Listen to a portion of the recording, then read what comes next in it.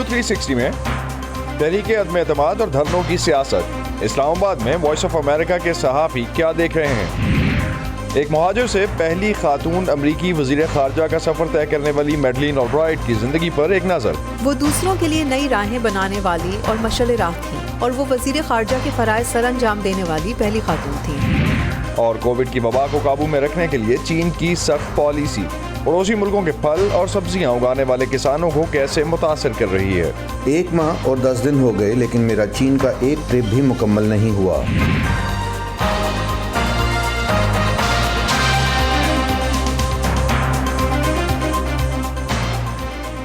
Voice of America के Washington studios में आप सबको खुशामदीद। आप देख रहे हैं प्रोग्राम व्यू 360 और मैं हूं असदुल्लाह खालिद।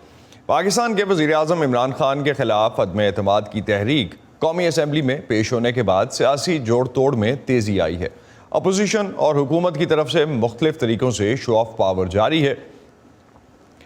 जलसे, रैलियां, प्रेस कॉन्फ्रेंसेस और सियासी बयानात इस वक्त मुल्क के माहौल पर छाए हुए हैं। ग्राउंड पर क्या सूरत हाल है? चलते हैं इस्लामाबाद, जो सियासी गठजोड़ का मरकज़ बना हुआ है।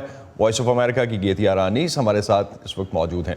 गेती, जलसे और रैलियां तो कल रात तक ख़त्म हो गई। इस्लामाबाद शहर की क्या सूरत हाल है इस वक्त? असल ऐसा है कि तकरीबन पिछले 3-4 दिन से हम देख रहे थे कि इस्लामाबाद की फिजा बिल्कुल बदली है। बल्कि उससे एक हफ्ता पहले से, जब से तहरीक अदम एतमाद के बारे में कहा जा रहा था कि वो लाई जा रही है, तब से सियासी जोड़ तोड़, जैसे आपने कहा, सियासी सरगर्मियां बहुत अरूज पर थी। लेकिन उसके बाद हमें ये पता लगा कि अब जलसे जुलूस होने वाले हैं, और वो हुए भी। पाकिस्तान तहरीक इंसाफ का जलसा था जो इतवार के रोज़ था। उसके अलावा JUIF का जलसा था, और JUIF के जलसे की जो अहम बात थी वो ये थी कि उसके लिए NOC सिर्फ एक जलसे तक महदूद था, जबकि वो एक धरने की शक्ल इख्तियार करता जा रहा था। गरचे कि वो लोग ज़्यादा देर नहीं बैठे, बल्कि वो इंतज़ार करते रहे तकरीबन एक दिन कि वो PMLN का जो एक जलसा था, एक रैली थी, लॉन्ग मार्च था, वो मुकम्मल हो और वो उसमें जम हो, और वो उसके बाद फिर यहाँ पर तकरीरें करें, जो उन्होंने की कल। तो यहाँ पे कल हमने देखा कि पहले इमरान खान जो है उन्होंने एक काफ़ी लंबा एड्रेस किया इतवार के रोज़। JUIF के सरबराह मौलाना फजल रहमान ने किया, कल भी मौलाना फजल रहमान बोले, और मरियम नवाज जो हैं उनका भी कल खिताब हुआ। उसकी वजह से शहर में ये था कि बहुत सारे रास्ते बंद थे। अभी भी जो रेड जोन का इलाका है वो आम शहरियों के लिए इस वक्त बंद है, वहाँ पे जाना मुमकिन नहीं है। कंटेनर्स लगे हुए हैं, इजाफी नफरी जो है वो सिक्योरिटी की वो भी मौजूद है, क्योंकि अभी भी एक गैर यकीनी की सूरत हाल है। अब जबकि हम बात कर रहे हैं तो कौमी असम्बली का जो इजलास है वो सिर्फ एडजर्न हुआ हुआ है जुमेरात तक के लिए, यानी कि सिर्फ 2 दिन के लिए मुलतवी हुआ है। उसके बाद दोबारा तहरीक के ऊपर जो है वो बहस शुरू हो जाएगी, तहरीक अदम एतमाद पे। इस सब के दरमियान हम देख रहे हैं कि सियासी जोड़ तो हो रहा है। बातें पार्टी के कुछ लोग कभी हुकूमत को मिलते हैं, कभी हिज़्ब इख्तिलाफ को मिलते हैं, तो उसकी वजह से बहुत सारी चीज़ें सामने आ रही है। एक अहम बात जो वो ये है कि इस सारी सूरत हाल में आपको याद होगा कि एक खत का भी जी एग्जैक्टली मैं वही पूछने जा रहा था कि अब तो अपोजिशन जो है, अपोजिशन ने भी मुतालबा किया है कि वो पार्लियामेंट में ले आएं, और सुप्रीम कोर्ट में हुकूमत खत दिखाने को तैयार है। इस हवाले से क्या अपडेट्स क्या हैं? जी, असद उमर ने जो है बल्कि आज कुछ देर पहले ही कॉन्फ्रेंस की है, प्रेस कॉन्फ्रेंस, और उसमें उन्होंने यही बात की कि क्योंकि ये बार बार कहा जा रहा था कि अगर एक ऐसी कोई सिक्योरिटी का सिचुएशन है जो डिफेंस से मुतालिक है, जैसे कि प्राइम मिनिस्टर इमरान खान ने दावा किया था कि उनकी हुकूमत को एक धमकी मिली है, और उसमें बहुत सी सियासी जमातों के जो हैं कायदीन हैं, जिसमें नवाज शरीफ का भी उन्होंने नाम लिया था कि उसमें उस साजिश में वो शामिल हैं। तो इस पे जो है हिज़्ब इख्तिलाफ की तरफ से ये बात आई कि अगर ये इतना अहम इशू है तो उसको सामने लाया जाए, बल्कि वो हुकूमत के साथ खड़े होंगे अगर ऐसी कोई साजिश किसी किस्म की हो रही है। आज असद उमर जो है उन्होंने ये कहा कि ये एक बहुत अहम और हसास मसला है, और इसको जो है वो उस खत को चीफ जस्टिस ऑफ पाकिस्तान को वो दिखाना चाहेंगे, और इसको सामने लाएंगे अवाम के। तो अब देखते हैं कि इसके ऊपर क्या जो है वो सूरत हाल बनती है और इससे क्या डेवलपमेंट होती है। बहुत बहुत शुक्रिया गेती अनीस साहब का। पाकिस्तान से, इस्लामाबाद से ख़ास तौर पे जो भी पॉलिटिकल डेवलपमेंट्स हैं उस पर मुसलसल हमारे नाज़रीन को अपडेट रखे हुए हैं। बहुत शुक्रिया आपका। एक तरफ जिस तरह से हम देख रहे हैं पाकिस्तान में पॉलिटिकल फ्रंट पे काफ़ी डेवलपमेंट्स हैं, ग्लोबल फ्रंट पे अगर हम देखते हैं तो रशिया यूक्रेन वॉर जो है उसको रोकने के लिए भी काफ़ी हद तक एफर्ट्स हो रही हैं। रूस यूक्रेन जंग जहाँ जारी है, जिसमें रूसी अफवाज को यूक्रेन के अहम शहरों पर कब्जे की अपनी कोशिशों के खिलाफ सख्त मुज़ाहमत का सामना है। और दूसरी तरफ अगर हम देखते हैं तो रूस और यूक्रेन के वफूद ने तुर्की में इस्तंबुल में अमन मुज़ाकरात किए हैं। یہ مذاکرات 2 ہفتوں کے دوران دونوں فریقین کے درمیان آمنے سامنے ہونے والی پہلی بات چیت ہے۔ ترک صدر طیب اردوان نے مذاکرات سے پہلے دونوں فریقین سے کہا کہ لڑائی کو طول دینا کسی کے بھی مفاد میں نہیں ہے۔ اس سے پہلے جنگ بندی کی کوششوں میں دونوں فریقین کے درمیان مذاکرات جو ہوئے تھے وہ ناکام ہوتے آئے ہیں۔ روس کے یوکرین پر حملے کے بعد سے شروع ہونے والی جنگ نے یوکرین میں تقریباً 1 کروڑ افراد کو بے گھر کر دیا ہے، جس میں سے 40 لاکھ افراد نے ملک سے باہر پناہ لی ہے۔ 1 ماہ سے جاری لڑائی میں ہزاروں افراد ہلاک ہو چکے ہیں۔ ترکی کے روس کے ساتھ توانائی، دفاع اور تجارت کے شعبے میں قریبی تعلقات ہیں۔ دوسری جانب ترکی کے یوکرین کے ساتھ بھی اہم تجارتی اور دفاعی تعلقات ہیں۔ سوال یہ پیدا ہوتا ہے کہ اس تنازع کو ختم کرانے میں ترکی کے پاس کیا لیوریج ہے جو کہ دوسری مغربی طاقتوں اور OIC کے پاس نہیں۔ یہی جاننے کی کوشش کی مونا کاظم شاہ نے یونیورسٹی آف ڈیلاویئر میں بین الاقوامی تعلقات کے پروفیسر ڈاکٹر مقتدر خان سے، جن کے مطابق ان مذاکرات اور ان سے پہلے کے مذاکرات میں فرق یہ ہے کہ روس کے موقف میں کچھ نرمی کے آثار ہیں۔ جو ایکسپیکٹیشنز ہیں رشیا کے، کہتے ہیں کہ وہ تھوڑے کم ہو چکے ہیں، کیونکہ جو ریالٹیز ہیں آن دا گراؤنڈ وہ کافی بدل گئی ہیں۔ اب یہ کہہ رہے ہیں کہ رشیا جو انیشلی چاہتا تھا کہ یوکرین کی نیوٹرلٹی، یعنی وہ نیٹو نہیں جوائن کرے گا، یہ ڈیفینیٹ کر لیں۔ دوسری چیز وہ چاہتا تھا کہ یوکرین میں بیسکلی کیف پہ بھی قبضہ کر کے کیف میں ایک ایسے ہی گورنمنٹ کو انسٹال کرے جو پرو رشیا ہو، تو وہ ایک ڈیمانڈ ایسا لگ رہا ہے کہ کم ہو گیا ہے۔ اچھا، ترکی جو ہے ان کے روس کے ساتھ اپنے بھی ایک تعلقات ہیں، ٹورزم کے حوالے سے، ٹریڈ کے، سیکیورٹی کے، ڈیفنس کے، اور دوسری طرف جو ہے وہ یوکرین کے لیے بھی کھڑا ہوتا ہے ترکی، اور کہتا ہے کہ ان کی انٹیگریٹی کو بھی ملحوظ خاطر رکھنا چاہیے۔ اس سینیریو میں اچھا ہم یہ بھی جانتے ہیں کہ ٹرکی جو ہے وہ نیبرنگ بھی ہے، ان کے بلیک سی کے ساتھ بارڈرز بھی لگ رہے ہیں دونوں ممالک کے ساتھ۔ اس صورتحال میں آپ کیا سمجھتے ہیں کہ ٹرکی کو اس وقت ایسی کیا لیوریج حاصل ہے کہ وہ اس پوری سچویشن میں کوئی خاطر خواہ تبدیلی لا سکے جو کہ ویسٹ اب تک نہ لا پایا؟ دیکھیے، ترکی نیٹو کا بھی ممبر ہے، تو ایک قسم سے یہ نہیں کہہ سکتے کہ وہ نیوٹرل ملک ہو ہی نہیں سکتا، کیونکہ جو رشیا کا ڈیمانڈ ہے کہ یوکرین نیٹو نہ جوائن کرے، ٹرکی آلریڈی نیٹو کا ممبر ہے۔ دوسری چیز یہ ہے کہ ترکی نے کہ جو ڈرونز ہیں، انہوں نے ڈرونز بیچے ہیں یوکرین کو، جو اس جنگ میں اسی طرح سے امپیکٹ کر رہے ہیں جیسے آرمینیا اور آذربائیجان کے بیچ میں جنگ میں وہ ایز اے گیم چینجر کا رول ادا کیے تھے۔ یہاں بھی یوکرین کے لیے ٹرکش ڈرونز کافی فائدہ مند ثابت ہو رہے ہیں۔ تو اس کے باوجود Russia is willing to accept کہ یہ جو ہے سو ایک نیوٹرل رول ادا کر سکتا ہے۔ ٹرکی نے ایکچولی کنڈیم بھی کیا ہے رشیا کا یہ اٹیک، یہ کہہ کر کے کسی ساورن ملک کے اوپر حملہ کرنا بہت ہی بری بات ہے according to international law. But مجھے لگتا ہے کہ ٹرکی کی جو ڈپینڈنس ہے انرجی کے تحت رشیا پر اور ڈیفنس کے تحت، انہوں نے ابھی کچھ $2.5 بلین کے S-400 راکٹس خریدے ہیں رشیا سے، تو یہ ڈپینڈنس کی وجہ سے ایک قسم سے یوں کہیے کہ Russia is willing to trust Turkey. لیکن اس میں ترکی کا کوئی ایسا اسٹریٹجک رول نہیں ہے، بس یوں کہیے کہ they are providing venue, travel agency کا وہ رول ادا کر رہے ہیں کہ جہاں پر یہ دونوں ممالک مل سکے۔ اچھا ڈاکٹر خان، پچھلے دنوں پاکستان میں OIC کا اجلاس ہوا جس میں پاکستان کے پرائم منسٹر نے بھی تمام مسلم ممالک پر زور دیا کہ وہ اپنا کردار اس میں ادا کریں اس معاملے میں۔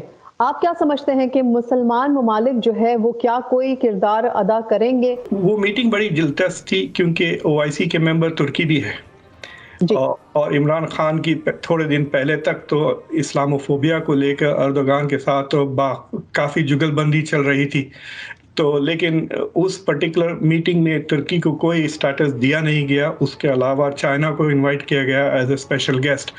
تو مجھے، اور آپ دیکھ رہے ہیں کہ OIC کا کوئی زیادہ رول نہیں ہے۔ OIC اس معاملے میں ٹرکی سے لیس اہمیت رکھتی ہے۔ اس مسئلے میں ترکی کے پاس کافی سیریس ڈائلاگز ہو رہے ہیں، باقی کسی دوسری OIC ملک میں نہیں۔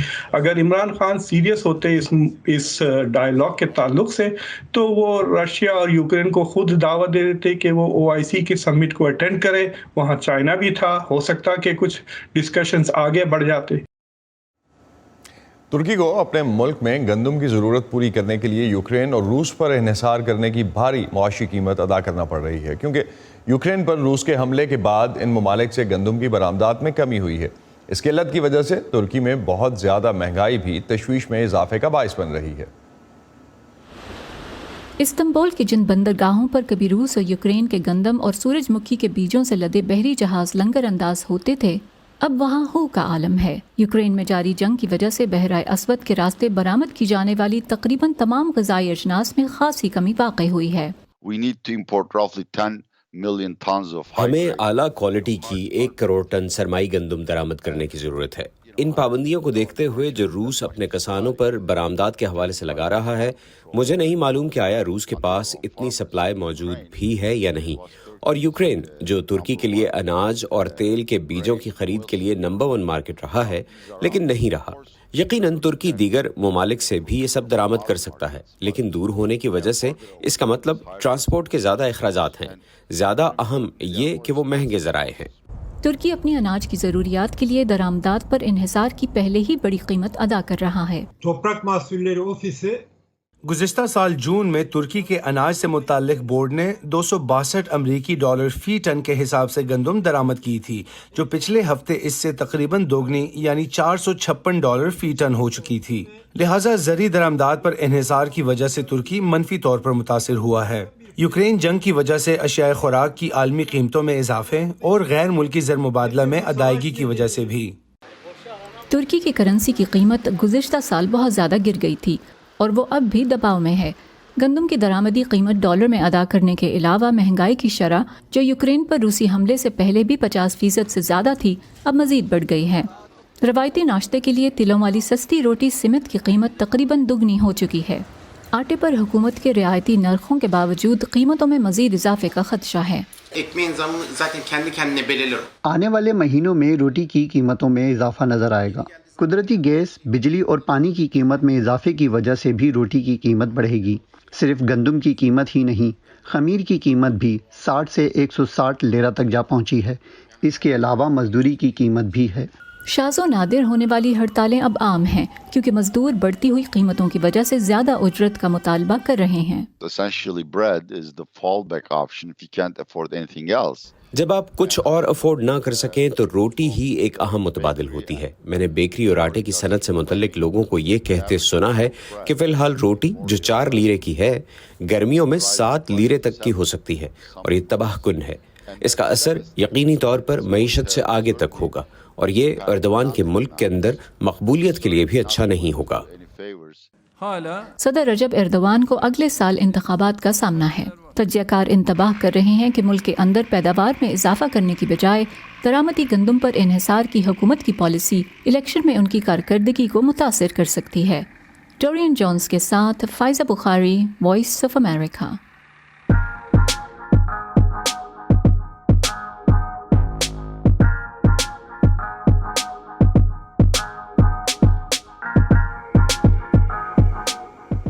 گزشتہ ہفتے 84 سال کی عمر میں وفات پانے والی میڈلین البرائٹ پہلی خاتون امریکی وزیر خارجہ تھیں۔ امریکی خارجہ پالیسی کو ایک نئی سمت دینا اور لوگوں کی ایک بڑی تعداد کے لیے انسپریشن بننا میڈلین البرائٹ کی میراث سمجھا جاتا ہے۔ پہلی خاتون امریکی وزیر خارجہ کے طور پر میڈلین البرائٹ نے خاص طور سے امریکی خواتین کے لیے ایک نئی راہ دکھانے والی شخصیت کا کردار ادا کیا۔ اس لیے آج کے شیروں میں دیکھتے ہیں انہی کی کہانی۔ I state your name. I, Madeleine Corbell Albright. Do solemnly. جب 1996 میں میڈلین آلبرائٹ کو صدر بل کلنٹن نے امریکی وزیر خارجہ کے عہدے کے لیے نامزد کیا تو وہ امریکی تاریخ میں حکومت میں اس اعلیٰ سطح کے عہدے تک پہنچنے والی پہلی خاتون بن گئی۔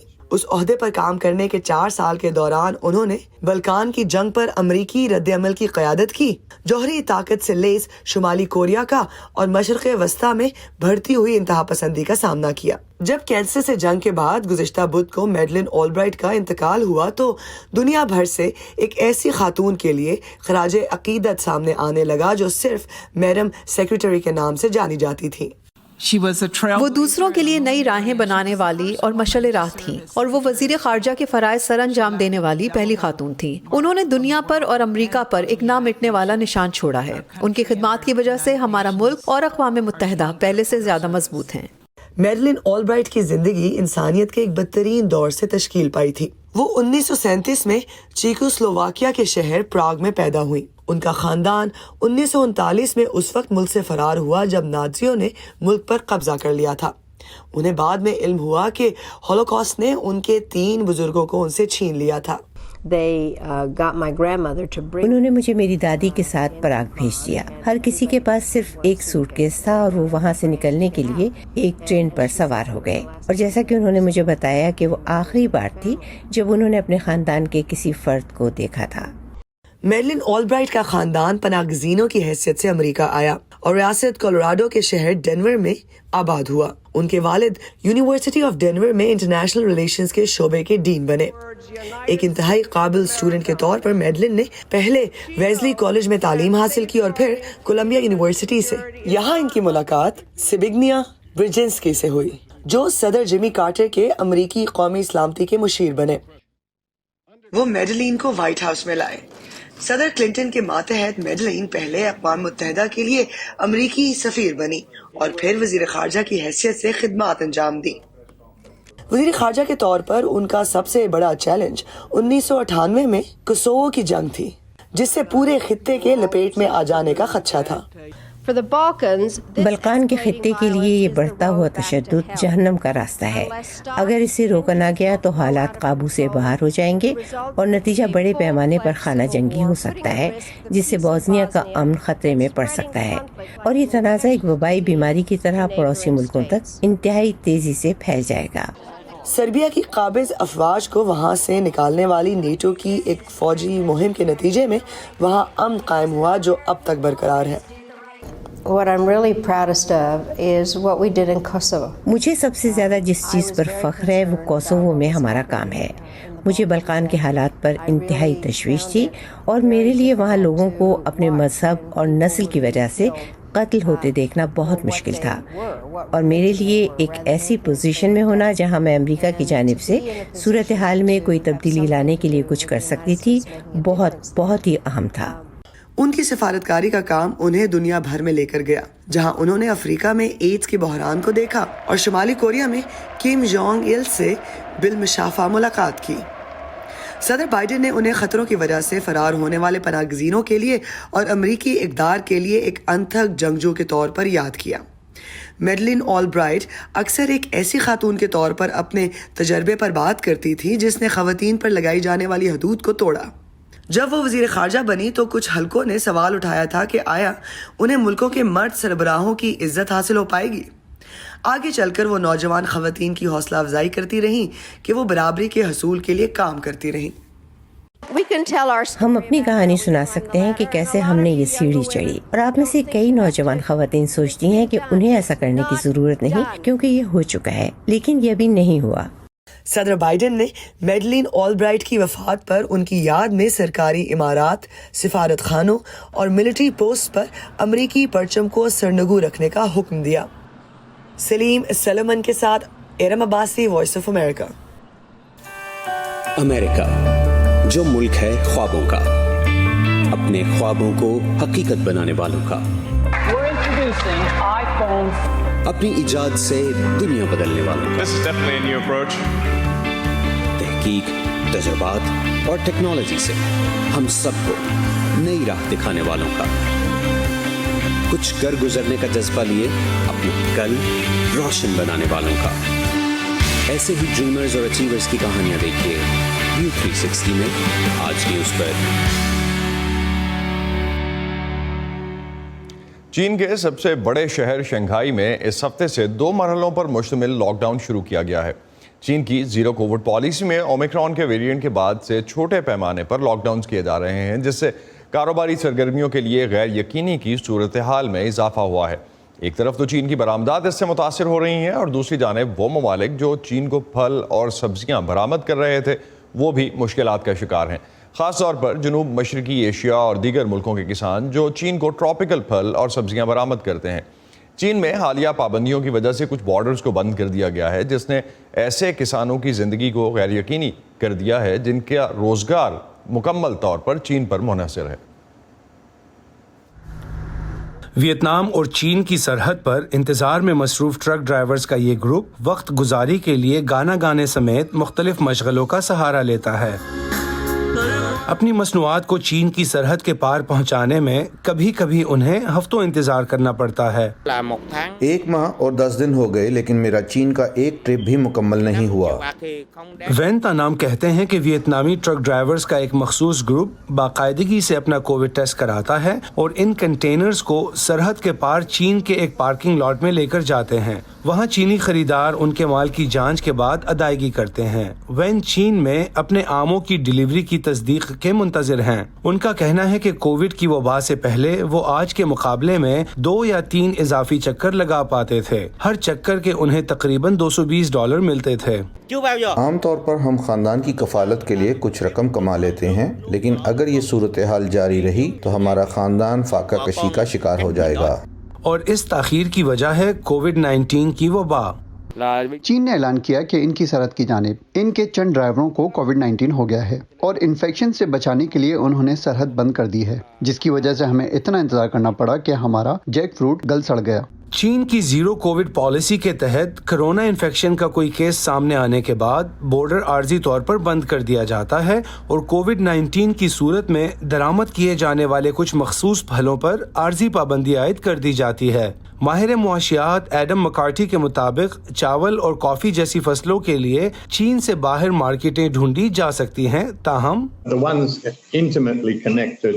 ایسی مارکیٹ جو جغرافیائی طور پر چین سے جڑی ہیں اور جہاں پھل اور سبزیاں پیدا ہوتی ہیں وہ حقیقی مشکل میں ہیں۔ ہمسایہ ملک کمبوڈیا میں لیچی اگانے والے ری ایپ نیک جیسے دیگر کسان تھائی لینڈ کی ایک کمپنی کو اپنا پھل بیچتے ہیں جو اسے چین پہنچانے کا کام کرتی ہے۔ وہ کہتی ہیں کووڈ وبا کے دوران کوئی بھی ان کا پھل برآمد کے لیے نہیں خرید رہا۔ ہم کمبوڈیا میں بس تھوڑا ہی پھل بیچ پاتے ہیں، لیکن پہلے کی طرح زیادہ تر یہاں سے باہر نہیں۔ کمبوڈیا میں وہ کم قیمت پر لیچی بیچتی ہیں۔ کھاد اور تیل کی بڑھتی قیمتوں کا سامنا کرتے ہوئے وہ بے چینی سے انتظار کر رہی ہیں کہ جلد ہی چین کمبوڈیا سے لیچی کی براہ راست درآمدات کی اجازت دے گا۔ دونوں ممالک اس وقت ایک معاہدے کو حتمی شکل دے رہے ہیں۔ میں چینی مارکیٹ کو جلد از جلد کھولنے کی اپیل کرتی ہوں تاکہ کسانوں کے لیے کچھ امید پیدا ہو سکے۔ درآمدی پھلوں کی سخت جانچ پڑتال اور سرحد پر تعطل سے چینی صارفین کے بھی متاثر ہونے کا اندیشہ ہے۔ مجھے شبہ ہے کہ عمومی طور پر قیمتوں میں اضافہ ہوگا اور چینی صارفین سرحدوں پر زیرو کووڈ پالیسی کی قیمت ادا کر رہے ہیں۔ اس دوران وین جیسے ٹرک ڈرائیوروں کو اس طول پکڑتی تاخیر سے نکلنے کا کوئی راستہ نظر نہیں آ رہا۔ کبھی کبھار ہم ایک دوسرے کو تسلی دینے کے لیے مل کر پیتے پلاتے ہیں۔ ہم نے اپنی آمدنی پر انحصار کرنا چھوڑ دیا ہے۔ وین کے مطابق ایک ایسے وقت میں جب ٹرک ڈرائیور انتظار میں بیٹھے ہیں، ان کی بیوی بچوں کو کسی نہ کسی طرح اپنے لیے خود کمانا ہوگا۔ الزبتھ لی کے ساتھ عمران جدون، وائس آف امریکہ۔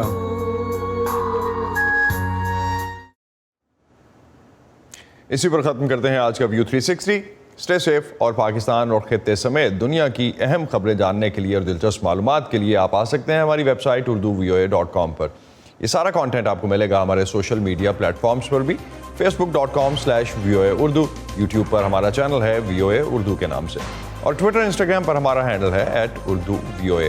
یہ سارے اپڈیٹس اور جو ہینڈلز ہیں ان سب کو اپڈیٹ کنٹینیوسلی کیا جا رہا ہے پاکستان کے پولیٹیکل سینیریو کے اکارڈنگلی، اور جس طرح سے اس وقت ڈیولپمنٹس ہو رہی ہیں وہ کنٹینیوسلی ہم اپنے فیس بک چینل اور یوٹیوب چینلز پہ اپڈیٹ بھی کر رہے ہیں۔ اب تک کے لیے اتنا ہی۔ اسد اللہ خالد کو اجازت دیجیے، خدا حافظ۔